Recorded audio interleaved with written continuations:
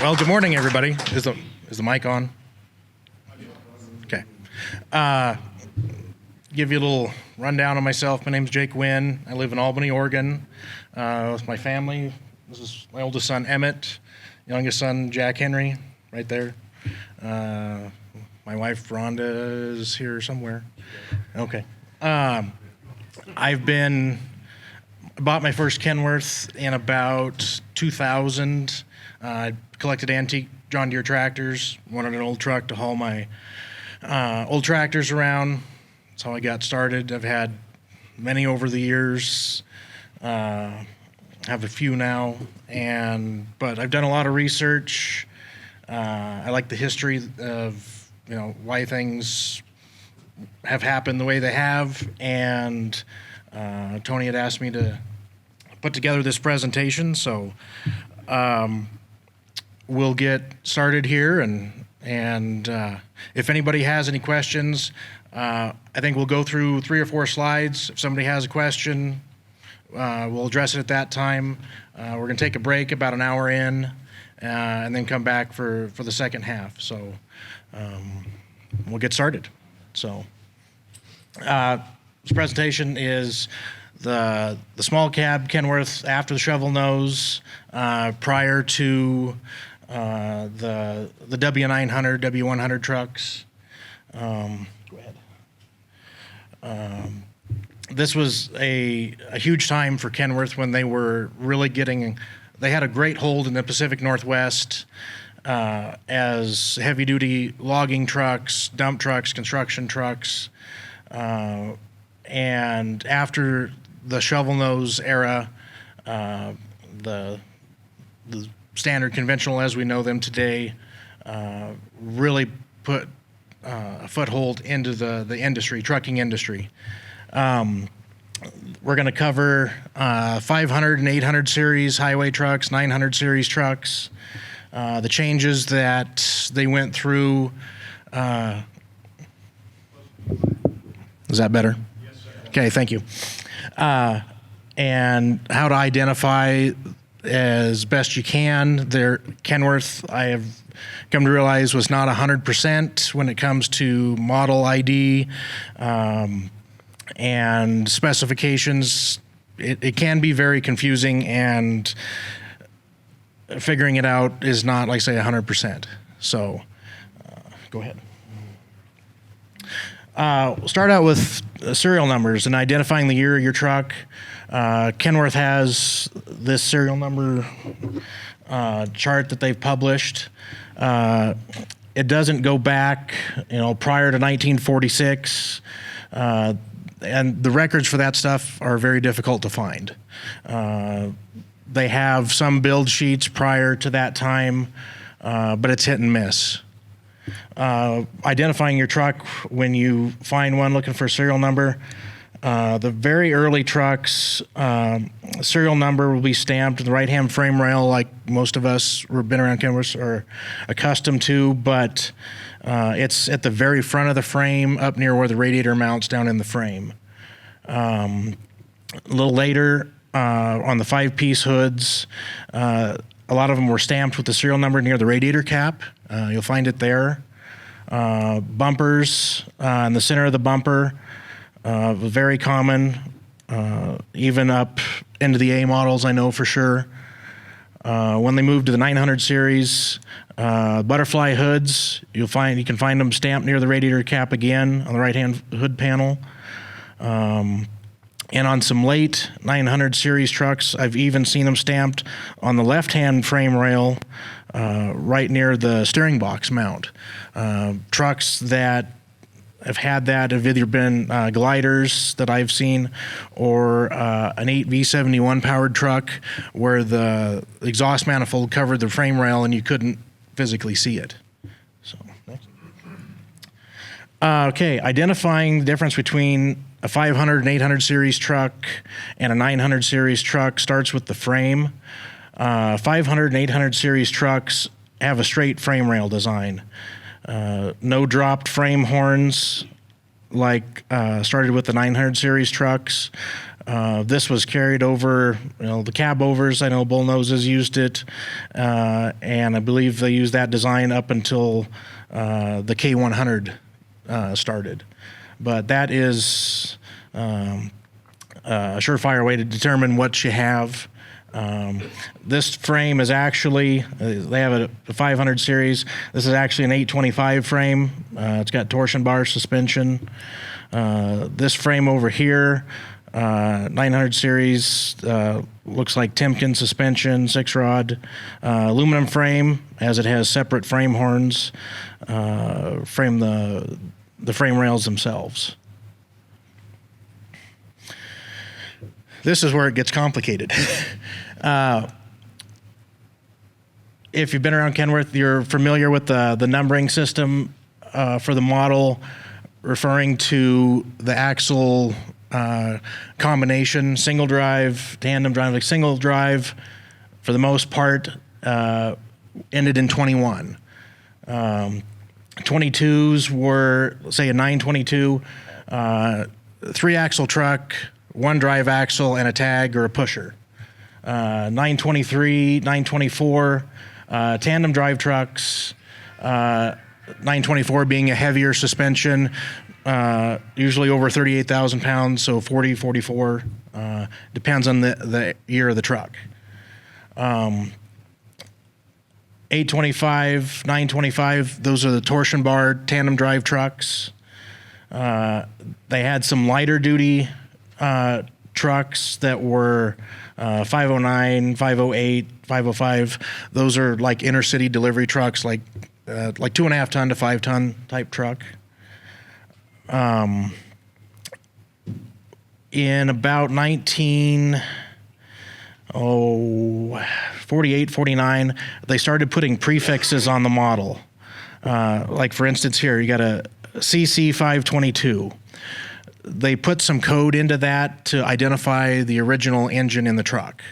CC in this case, NH Cummins, 200, 220, the early 250s, I've also seen them with the CC prefix.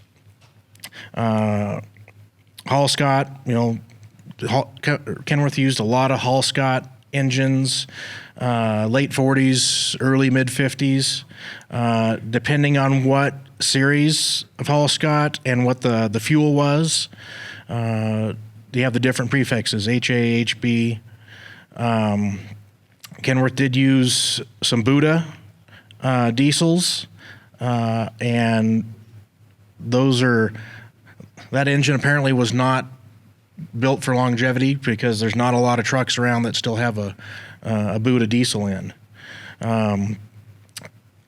They didn't use, from what I have found going through build sheets, didn't use a lot of GM two-stroke diesels, Jimmys. Few here and there, but it wasn't until early to mid 60s that you started seeing them more and more, with the 8Vs especially, starting in about 62, 63.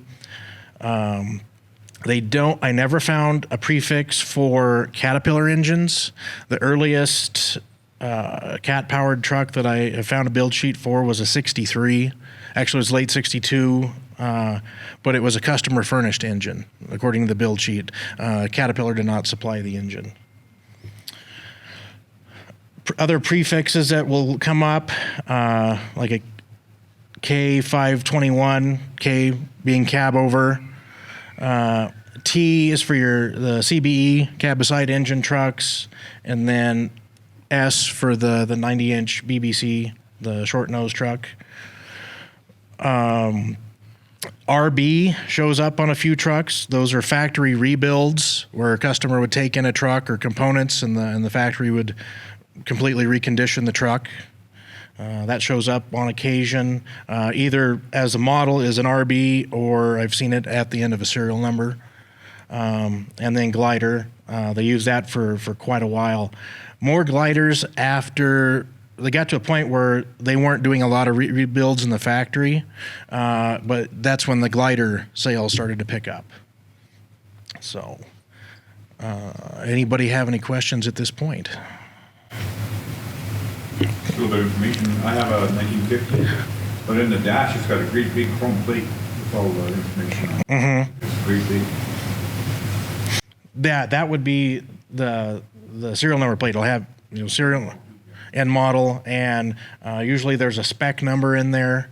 I've got some codes to decode the spec number, like DV13 or whatever it might be. It's not 100%. The list I have only works for a certain era. Suspensions. Timken 6-rod, very popular in the Northwest, log trucks and vocational trucks, either 523, 524, 923, 924 trucks. Saw a lot of those. The monkey motion on the 22 models. Didn't see a lot in the vocational applications, more of the highway trucks.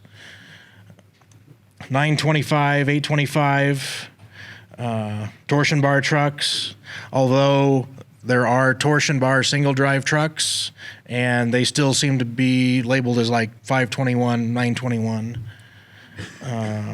Leaf spring was very popular on the single drive trucks. Most of them that I have seen have been a spring ride of some sort with, like this one shows the factory stabilizer bar in them. 1960, Kenworth developed or introduced their first air ride. This is the first design. With the pedestal here had an opening in it. They didn't use that style for very many years, and then they updated it in the W900s with it was a big cast pedestal, a little bit more robust. And they also used, there was a single ride, air ride option as well. A lot of terminology out there, high mount versus low mount and 900 series. This would be a low mount truck. Usually they were lower horsepower engines, usually below 200 horsepower with a diesel engine. Or gas engines, mostly. A high mount truck, there were a lot of trucks like that had NHBs, 200 horse Cummins, but usually it was for the higher horsepower application where you needed a larger radiator. Fenders between a high and low mount, for the most part, they're the same fenders, same running boards. There is the cab mounts are different. It raises it up 5 to 6 inches. If you look at a low mount, it'll have the cab basically sitting right on the frame rails. There's just a very small space, about an inch or so. High mount, 5 or 6 inches between the frame and the back of the cab. These trucks would all be 500 or 800 series. In mid-1956, when the 900 series trucks were introduced with the drop frame rails, they were all, cab heights seem to be all same location. It's not a high mount or a low mount at that point. They're just 900 series trucks. Pretty standard radiator size to handle anything from 180 horse engines up to 280s. There were some mid 60s 900 series trucks that had 380s, but those are pretty uncommon. This particular truck, from what I understand the story, it wasn't a factory built truck. A customer ordered basically a glider and added their own components. I've seen, I think, 3 other trucks from this. It was a Southern California produce hauler, as I understand, and even there was a 1963 as a low mount. It was pretty much identical to this truck. He wanted all his trucks to be the same, and as he would order trucks, Kenworth would continue to build those for him.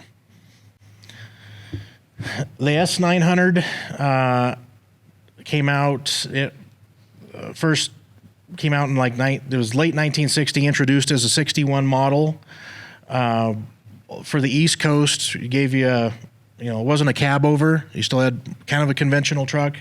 Shorter wheelbase for the length laws. There were just over 40, I believe, that were sent to Australia. Seattle-built trucks that were sent to Australia. Built them up through in Seattle through 1965, and they were also built in Canada. The Canadian trucks, from what I have learned, were 3-man cabs and wide nose. To match the taper of the hood, they required a little bit wider cab. The 3-man cab's about 6 inches wider. There were some, about 150, I guess, left in the States. I've seen a lot of them that show up around Minneapolis area. I think it was Rim Motor Company that was up there. Sold quite a few. Got a little doghouse on the floor to cover up the engine. Shifter came through the floor similar to a cab over. They're a very interesting truck. Doesn't seem like they had, being from the upper Midwest where a lot of them went, they got hit by rust really bad and they didn't survive great.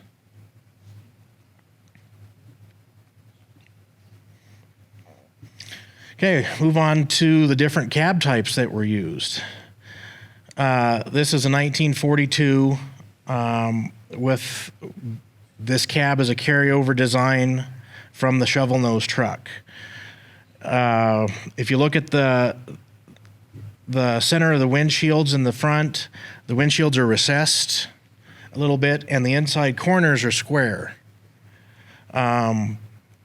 It's a very odd cab compared to the later 500 and 800, 900 series trucks.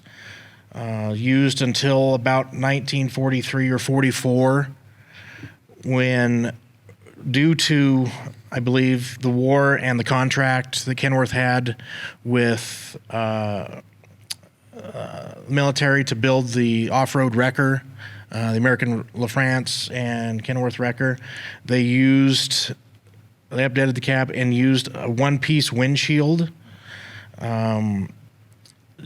kind of carrying that over from the wrecker. It used that same style of cab. Pretty limited production. This is at a time when Kenworth moved truck production to Yakima because Seattle was building components for Boeing and for the war effort. Steel doors on both cabs, no wing windows. Pretty uncommon. The post-war trucks got a new design cab. Kenworth learned a lot from Boeing, with their relationship with Boeing being right next door, with the use of aluminum. That's when you started seeing aluminum doors, aluminum cabs, aluminum cab sheeting. A lot of times the earlier ones had steel frame with aluminum sheet over it. A little more refined of a cab, looking more driver comfort for what it was at the time. The 500 and 800 series cabs will have different variations of these ribs around the back corners. Some of them have ribs around the full back.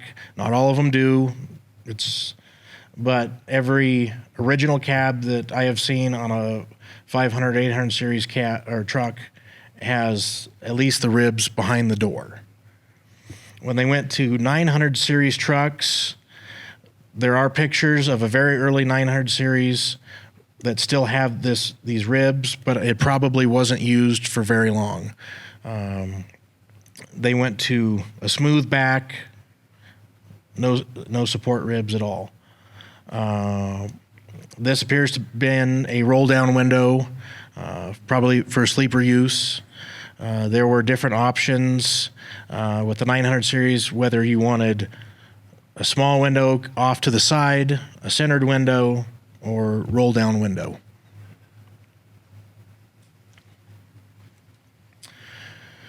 In the Pacific Northwest, we had a few of these. They're fairly uncommon. The hard cab, severe service cab, eliminated the need for a platform on top of the cab for the operator, the driver to stand and direct the log loader operator. You just stand on top of the cab. They were heavy plate, very solid. Otherwise, the rest of the cab is very similar to a 900 series cab, just a severe service top. The three-man cab, like the S900 truck we saw previously, saw use on fire trucks. It was a good application for that. You get 3 firefighters in the cab. Pretty uncommon other than fire truck use. There's been a few that have turned up in Canada with setback axles. You know, I'm not sure why they used the three-man cab, but setback axle trucks for lowboy use. Instrument panels. This is that yellow 1942 truck. This is also carryover from the shovel nose design.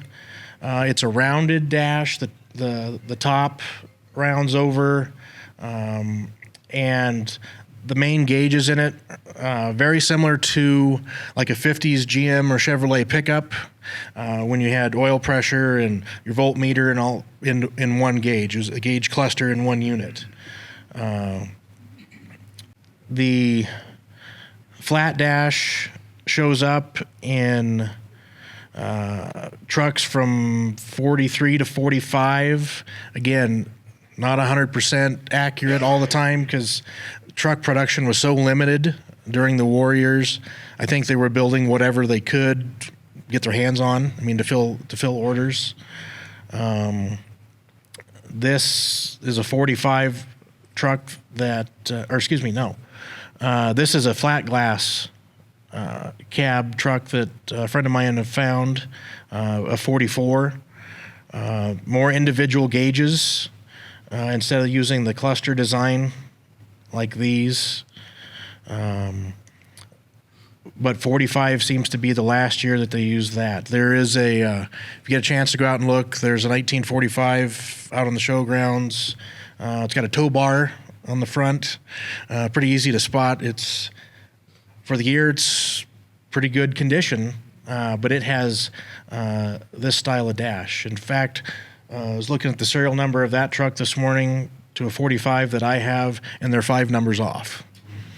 So in later 45, it seems to be the only year that they used this style of dash panel. I've seen 3 or 4 trucks, they're all 1945s, that use this divided panel.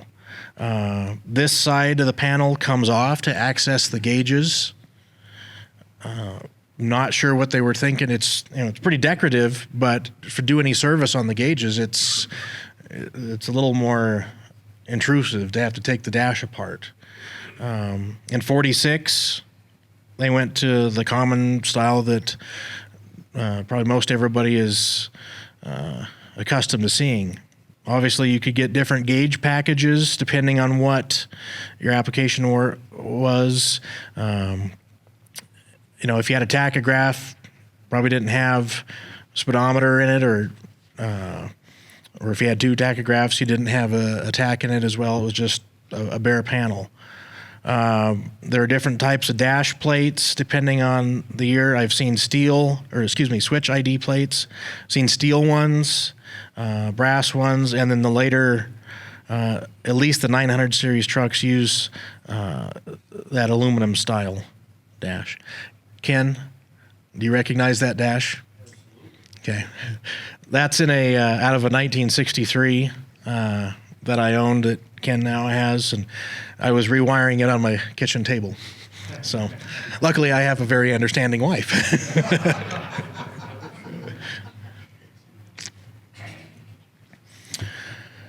Doors, prior to the wing window door being introduced in approximately 1947, again, it's not 100%. I've seen later 47 trucks without wing windows. I've seen early 47 trucks with wing windows. This was the interior design of that steel door. Very heavy and very primitive. The handles are cast steel instead of an aluminum casting. It's very hard to find parts for those doors because they would, at least in the vocational applications, they would rattle apart, crack, and yeah, pretty tough to find that stuff. This is the more common mid 46 to 67 style door. After 46, they were usually aluminum.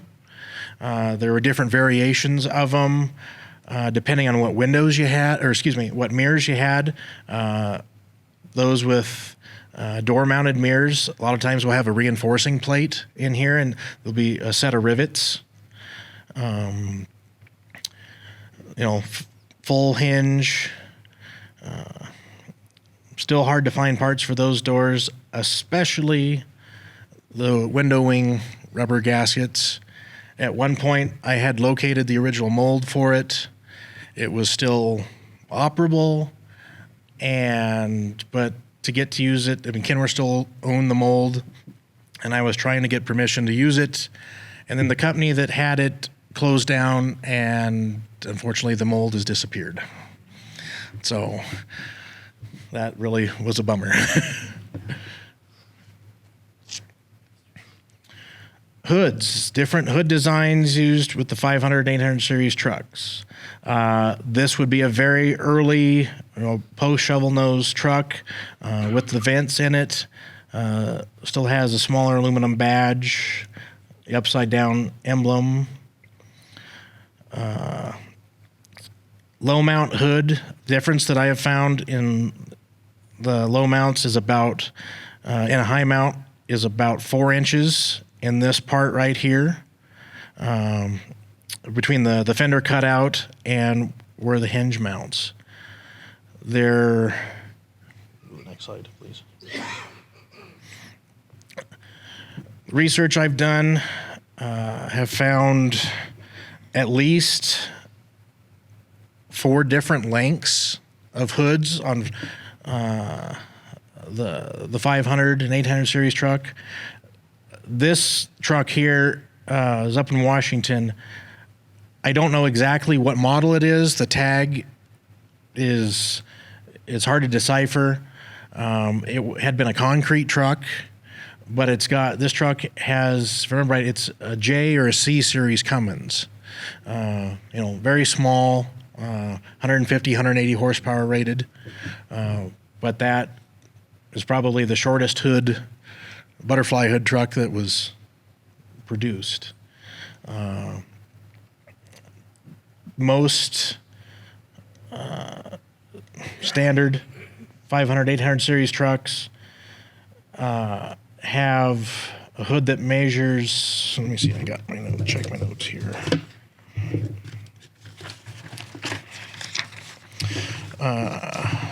Found 3 different measurements, a 60-inch long, and when I refer to that, that is from the point where it meets the cowl to the radiator, a 60, a 64, and 66.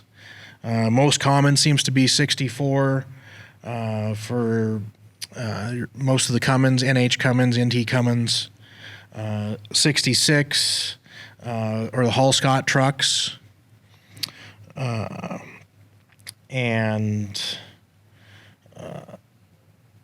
There's a few other custom trucks out there that probably don't match up with any of that, but this was the most common. Here's an overhead view of a 5-piece hood design used on the 500 and 800 series trucks, where you got a panel right down the middle that bolts to the cowl and to the radiator, and then the butterfly pieces off that. Jumping to the 900 series hoods, the first design, they seem to be pretty standard in size. They measure about 59.5 inches. I checked that on half a dozen trucks, and it seems to be pretty standard. They have one hinge right down the middle, bolts to the top of the radiator tank. The 900 series has an exposed radiator tank, radiator cap right out front, and then another pivot at the back. Little simpler design. Most of these will be aluminum. I don't believe I've seen a steel 900 series hood, butterfly hood. It was late 58, introduced for 59. The unit glass hood came out. This truck here, there's a lot going on with this truck. This is what I believe to be probably, first or second tilt hood truck built. It does not have a grab handle on the hood. Some of the later 59s I've found have one grab handle instead of two. But like I say, this truck has a lot going on. T590 with the heat shield on the turbo. Later ones, like 60 through and later, there is, if it was a turbocharged, they have a little aluminum panel riveted inside the hood to protect the fiberglass. But like I say, this one being one of the first ones, the heat shield was on the turbo. Depending on what frame horn length, depending if it has a center pull bumper or not, there are different hood hinges. This truck obviously doesn't have the center pull, so it's a shorter frame horn. And they use this style of hood hinge, looks like a J, bolts to the inside of the hood panel and folds up and over the frame. On trucks that have a center pull, the frame horn's approximately 6 inches longer to mount the bumper. And the reason for that is there's a cross member between the frame horns up front for added strength for that center pull. They use what looks like a small leaf spring, like trailer, truck leaf spring that actually sticks straight forward. They use that design up until the A model came out. The early W900s still carried that same design.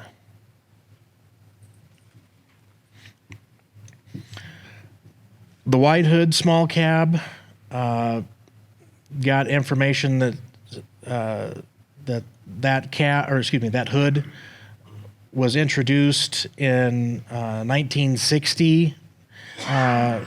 Very late 1960 for customers. Engines were getting higher horsepower. NT380, that's going to take more cooling than a 671. So bigger radiators, 1,400 cubic inch radiator versus a 1,200 needed a wider hood.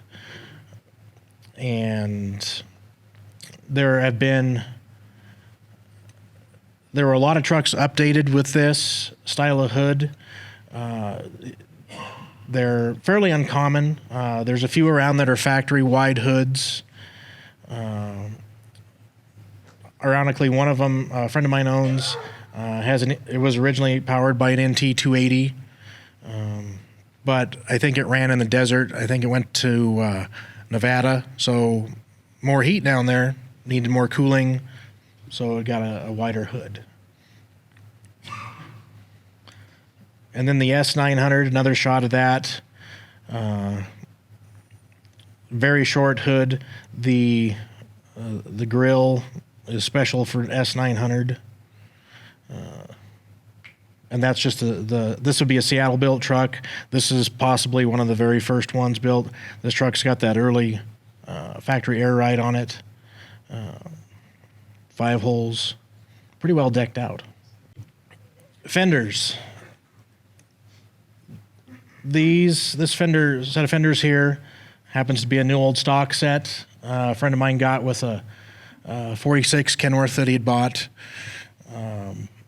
Still had the grease pin writing on them when we picked him up. The guy had ordered them to restore his truck and ordered them new from Kenworth, and they were still in stock. But a higher crown design, the center rib, it's got more of a peak to it than the 900 series. They've got on the inner fender, they've got louvers cut in it for heat transfer. As I said earlier, the low mount and high mount trucks did share the same fender. It was just changes in the body. The severe service trucks, a lot of times we'll see these on 524s, off-highway use. This was a severe service application. This was a Collins Pine truck here. Held up a lot better off-road than this design. There's more welds in these fenders than they will have shook apart on the logging roads. 900 series, it's more of a rounded crown to those. They attach differently.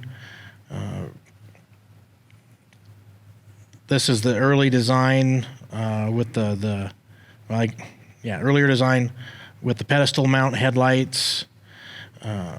There was a kit I found actually in a parts book to mount the quad headlights on the steel fenders. You got a plate and a frame that you would weld on to the steel fender and mount the quad headlight on it. I've heard rumors that there were fiberglass fenders of this design. With the pedestal mount headlight, I have not seen any, but I'm sure that they were out there. In '58, they came out for the 900s with this style with the quad headlights. Instead of that, you could still order these, but this was just another option, cut down on weight. Bumpers. There were many different bumper options available through the years.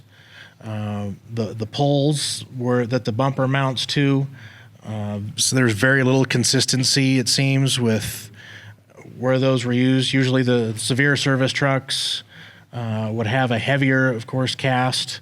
This would be a design moving the bumper out farther. There are designs where the clevis part, there's only one on the driver's side. And there's also designs where this is tucked back behind the inner fender panel, where just the clevis is showing. This is a fabricated bumper. That's not an OEM bumper.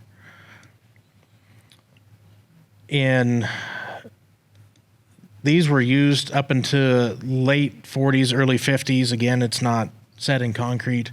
And then they came out with the different design for the 500 and 800 with this style of pull, with a pull-type pin. Again, you get a truck with one or two or none. Depending on the bumper setting, they could be mounted farther ahead. This logger-style bumper, this is on a 1949. I don't believe this was the original bumper on the truck because it's got the cutout for the center pull. The 900 series truck, this was an original bumper on a 58 that I had. Aluminum with the factory stap on it to climb up, check the coolant. That one still had the serial number stamped in it. This is a little better picture of 900 series, the longer frame horns with the center pull. There's a cross member, kind of a V-shaped cross member that goes in there that attaches to the backside that the pull attaches to as well. With the shorter frame horns, you mostly see on highway trucks. They have the receiver style here. With a truck will have one, will have two. I've seen some that don't have any on them. Just again, Kenworth would build whatever the customer wanted. Here's a later. This is a 60 out of a 63 brochure with a taller bumper, built-in headlights with a center pull.